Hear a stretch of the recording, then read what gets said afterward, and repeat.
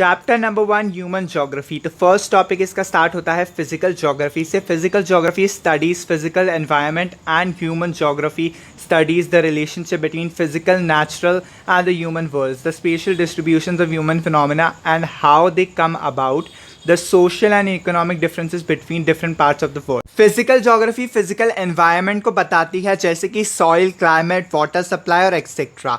बात करते हैं वहीं पे ह्यूमन ज्योग्राफी के, तो human geography studies the relationship between physical and natural and human world. जो भी फिजिकल चीज़ है जो इंसान की बनाई हुई है और जो नेचुरली चीज़ है उसको बताती है human geography. Human geography is the synthetic study of relationship between human societies and earth surface। तो human का relationship और जो earth surface का relationship है उसको verify करती है, उसको study करती है human geography। Human geography is the study of changing relationship between the unresting man and unstable earth। Unresting man का मतलब है continuing without pause। तो इसका मतलब साफ शब्दों में कहें तो man जो है वो चीज़ों को बनाया जा रहा है और अर्थ को रेस्ट नहीं लेने दे रहा है। वो हर चीज़ को बनाया जा रहा है, जैसे पॉल्यूशन करता है वो इंडस्ट्रीज से, और बिल्डिंग्स बना रहा है तो काफ़ी ज़्यादा नुकसान हो रहा है, पानी को भी नुकसान पहुंचा रहा है इंसान। LNC sample dynamism in the relationship is the key word in sample's definition। LNC sample की बताई हुई डेफिनेशन को रट लें, क्योंकि ये बोर्ड के अंदर ये MCQ के तौर पर आ सकता है या fill in the blanks के।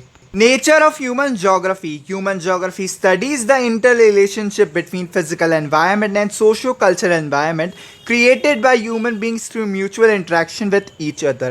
तो जो human geography है वो studies करती है interrelationship between physical environment and man-made environment created by humans। socio-cultural environment को हम man-made environment भी बोल सकते हैं।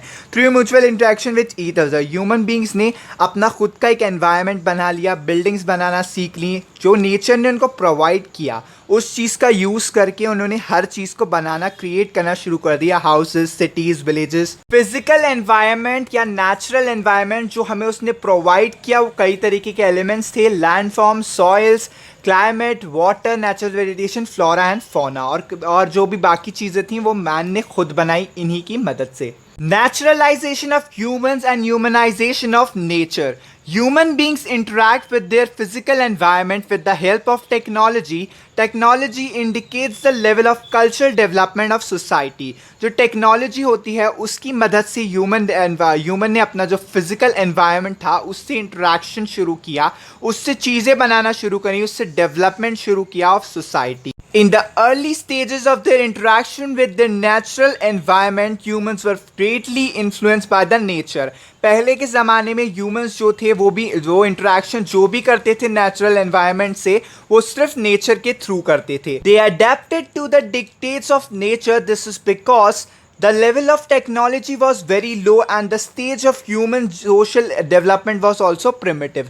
जो उस वक्त पे टेक्नोलॉजी नहीं थी या थी भी तो बहुत ज़्यादा लो थी, इसी वजह से ह्यूमन जो था वो नेचर के बहुत ज़्यादा करीब था, लेकिन नेचुरली करीब था।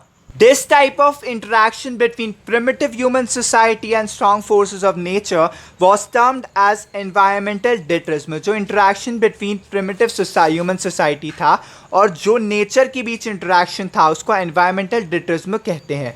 At that stage of very low technological development, we can imagine the presence of a naturalized human who listened to nature, was afraid of its fury and worshipped it। तो पहले के टाइम में बहुत ज़्यादा लो technological development था, तो हम ऐसा कह सकते हैं कि जो ह्यूमन था वो नेचर की तरफ सुनता था और उसको खोने से डरता था।